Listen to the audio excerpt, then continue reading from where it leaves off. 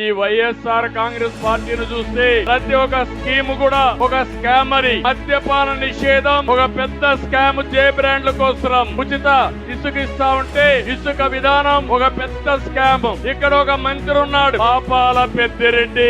నువ్వు చేసే అరాచకాలు చూస్తా ఉంటే మొత్తం ఇసుక, మద్యం, పోతే ఇంకా మైన్స్, గ్రనైట్ ఒకటి కాదు, వర్కులు అన్ని దోచుకునే పరిస్థితికి వచ్చాడు. ఎమ్మెల్యేలు వీళ్ళే, మంత్రులు వీళ్ళే, కాంట్రాక్టర్లు వీళ్ళే, స్మగ్లర్స్ వీళ్ళే, దొంగలు వీళ్ళే. ఏంటి అరాచకం? పోలీసులు నిర్వీర్యం చేశారు, పోలీసు వ్యవస్థ నిర్వీర్యం చేశారు. ఒకటే చెప్తున్నా, చిత్తూరు చుట్టుపక్కల చాలా అడవులు ఉన్నాయి, ఇక్కడ గ్రనైట్ ఉంది. ఆ గ్రనైట్ ఓనర్లందరూ ఈ పాపాల పెద్దిరెడ్డికి కప్పం కడుతున్నారు. అవునా కాదా అని మిమ్మల్ని అడుగుతున్నా.